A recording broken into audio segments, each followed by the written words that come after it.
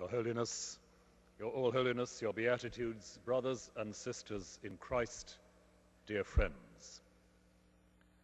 It is a great privilege to stand with you to celebrate the anniversary of the first day of prayer for peace, held here under the guidance and leadership of Blessed Pope John Paul II. The late Pope believed passionately that the concerns of human beings in our age for justice and stability were matters that demanded a common witness from people of faith, without any compromise of our own particular convictions and traditions. The years since that first assembly have reinforced this belief most strongly. The challenges of our time are such that no one religious body can claim to have all the practical resources needed to confront them, even if we believe that we have all we need in the spiritual or doctrinal realm.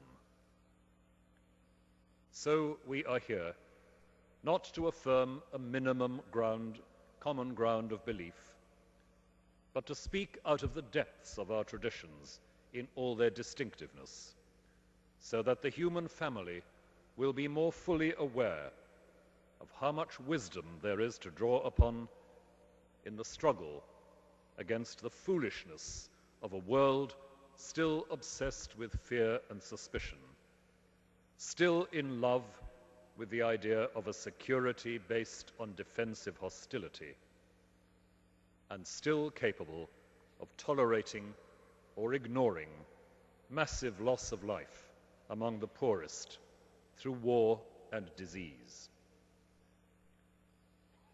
All such failures of the spirit have their roots largely in an inability to recognize strangers as sharing with us one and the same nature, Erzbischof one and the same personal. Rohan Williams, betont, dass keine der Religionen alleine es schaffen kann, eben diesen Einsatz für den Frieden zu leisten, sondern dass man eben zusammen wirken muss, um diese Situation in der Welt, wo eben Gewalt herrscht, wo Missbrauch mit Religion getrieben wird, um dem eben auch etwas entgegensetzen zu können. Und die tiefste Motivation dafür, der Grund dafür, dass eben Christen das tun, ist die Person Jesu Christi selber. Die Überzeugung, dass er Mensch geworden ist und damit eben unsere menschliche Natur angenommen hat. Und wir dann auf diese Weise eben auch Gott als einen erkennen, der ein menschliches Angesicht hat. But bears also the possibility of carrying the likeness of Jesus Christ by virtue of the new creation. And if this is so, we cannot ultimately be strangers. What makes for the life of any one person or community makes for the life of all. All people of faith have in common the conviction that we are not ultimately strangers to each other. And if we are not strangers, we must sooner or later find a way to embody that mutual recognition in true and lasting relationships of friendship. We are here today to declare our will, or rather our passionate Der Anglikaner Primas ist ausgehend vom Christentum, von dem das davon überzeugt ist, dass alle Menschen Brüder sind, dann hat das diese Perspektive geweitet und auf alle Religionen ausübt, die also auch davon überzeugt sind, dass letztlich die Menschen eben einander nicht fremd sind, vereint eben an den Glauben an etwas, was sie übersteigt, und dass diese Gemeinsamkeit, die die Religion eint, eben auch die Kraft gibt, eben sich gemeinsam für den Frieden und die Gerechtigkeit einzusetzen. He wrote a poem called What is Man?